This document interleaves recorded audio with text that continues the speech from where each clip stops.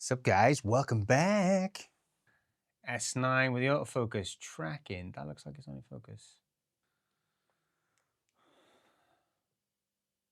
It's better. So, guys, welcome back to the channel. And this video, it's a tough one for me. I had to make a big decision, and I made that big decision, and I'm going to tell you all about it. And you probably know from the title, depends how I title it, but I'm not going to be too aloof with what's going on in this video. So I just want to come out and say that I sold all my Micro Four Thirds gear. A couple of reasons why I did that.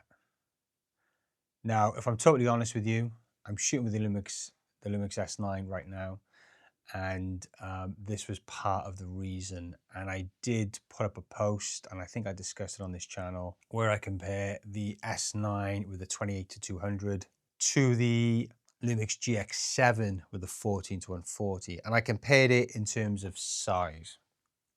I know there's a lot of differences between the camera bodies in particular, but also the lenses and whatnot. And I know with the 14-140, you can get an extra 80 mil over the 200 mil on the 2200. I get that. You do have hybrid zoom, but you are cropping in on the sensor, so therefore you lose a megapixel. So it's not quite the same, but you know. Anyway, now there's a big question about Micro Four Thirds at the minute, and the relevance and what Panasonic are doing, and where they seem to be investing a lot of their time and efforts, which seems to be into full frame.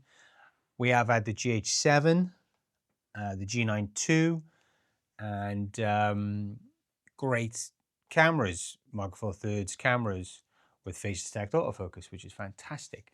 But I think there's a lot of Micro Four Thirds shooters out there, and I was one of them, where we wanted the next GX9, the next small consumer kind of camera. You know, we don't want all the bells and whistles, just something which can shoot lovely 4K, bit of phase detect, maybe a bit of IBIS. You know, don't layer with all the all-eye codecs, don't layer with all the 10-bit functionalities. Just gives a really good, solid, everyday travel camera.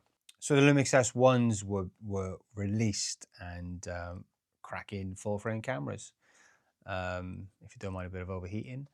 But they look really fantastic. And in fact, I was tempted to buy one, but I'll get onto that in a bit. But there was no sign of Micro Four Thirds cameras, and that really bugged me. That was really annoying. I mean, there might be one further on down the road, but they're just really dragging their feet, to be honest. Now, I've got a few trips coming up, and you know, when I go away, I'm going away to New England in the US, and yeah, it's not a type of place you go that often from the UK. And when I go there, I want to make sure I have, you know, the best camera I own there, or one of. You go there with a GX7 and shoot some 1080p 60 frames per second footage. It's going to look all right, but you know, it's not the same as taking a full frame S1. So I like to travel. I like to travel. I like to create little clips and videos and whatnot. And it's just nice to, it would have been nice to have a really good Micro Four Thirds camera to take away with me. And this isn't about my full frame is better than Micro Four Thirds. It's just that full frame seems to be answering a lot of my needs at the minute, particularly with the Lumix S9. And that's what I'm getting to. The Lumix S9 is that camera to a certain extent that I wanted to see in the Micro Four Thirds world. I mean, put a Micro Four Thirds sensor in this kind of body, and you could probably, you know, probably do a little bit more with the features with inside the camera. Maybe room for an EVF, I don't know.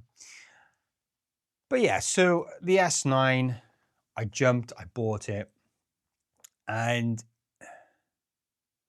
I was looking at my overall kit.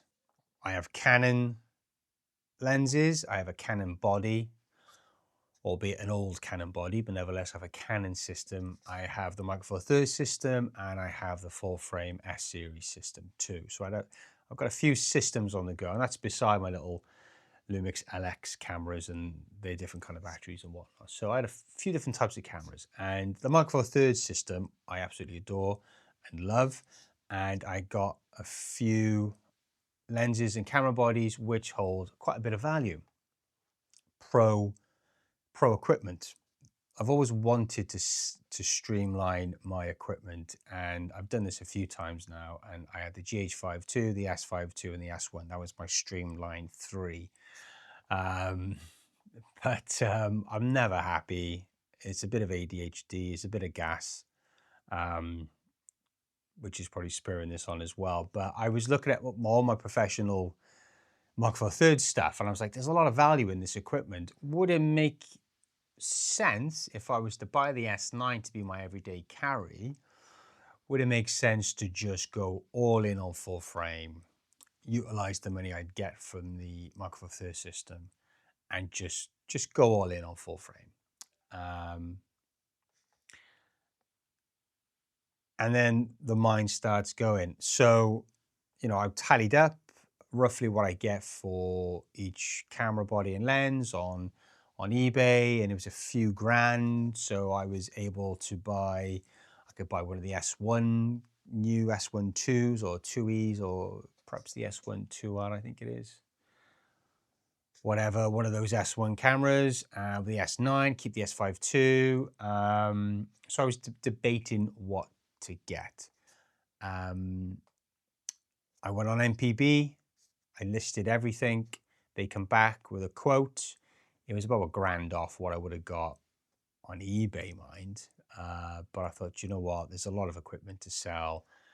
God knows how long that would take to sell everything. I'm quite an impatient person, and the overall quote wasn't too bad. So I decided to sell to MPB.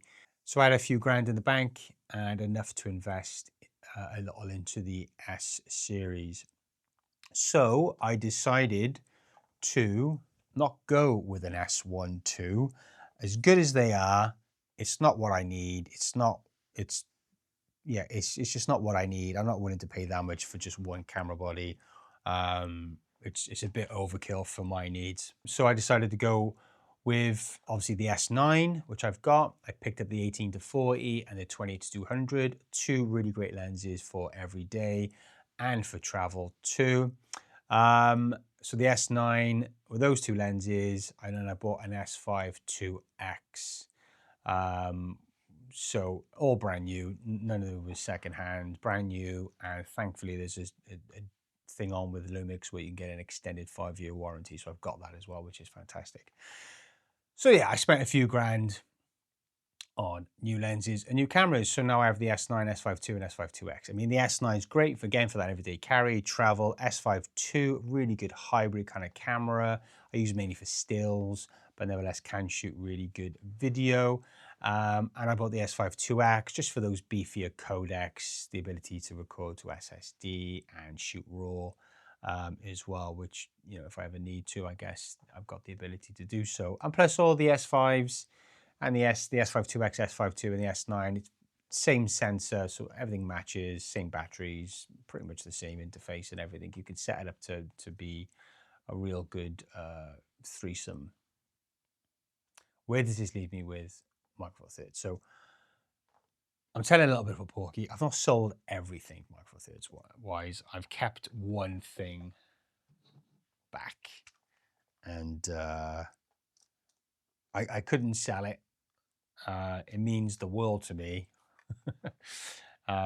It's probably one of the main reasons why I think a lot of you have subscribed to this channel. The Lumix GH2. The Lumix GH2 I've kept, and I've kept it because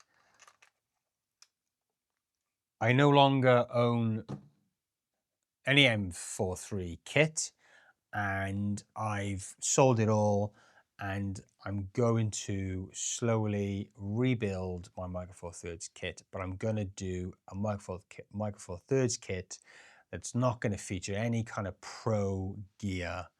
I'm going to keep it very small, very light, very affordable, and I think that's a journey I'd like to take you all on with me.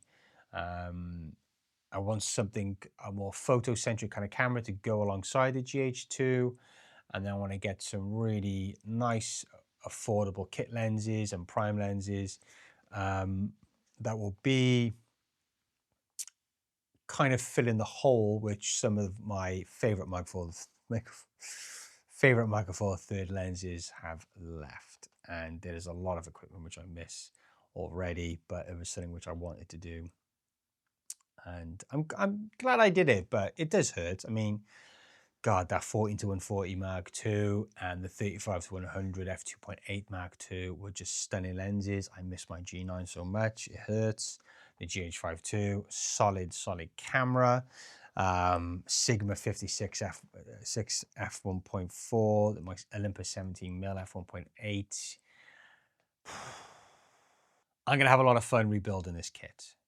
And this kit will be a everyday carry kind of kit, and it will be a travel kit. I mean, there'll be places I go within the country, or somewhere I've been before, perhaps, and I want to take, you know, a nice little camera along with me and a couple of lenses. Very light.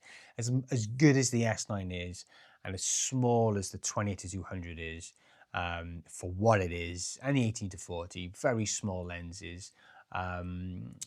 The telephoto aspect of Micro Four Thirds in terms of how small those lenses are, they're just phenomenal lenses, and the kit lenses are always very sharp. I might end up buying some of the kit I've sold again. I guess, you know, one benefit of Lumix maybe calming down on the Micro Four Thirds system is you might see a lot of this kit become very affordable, which is, you know, beneficial for us guys, I guess. So yeah, that's my little journey at the minute. And let me know what you think in the comment section down below. Don't unsubscribe to the channel. I'm still going to be producing GH2 videos. I don't think I'll ever sell this camera. I just fucking love this camera. The images out of this bloody camera is fucking fantastic. Shoots amazing HD, really good, solid HD. And yeah, so don't unsubscribe.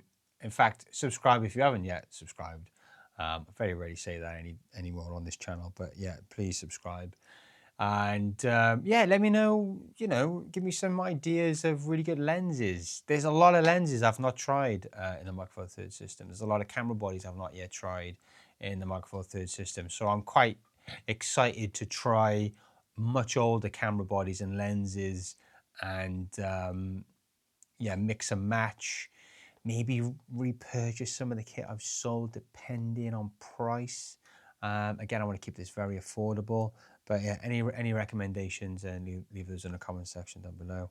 So yeah, that's it for me. Thanks for watching, and goodbye.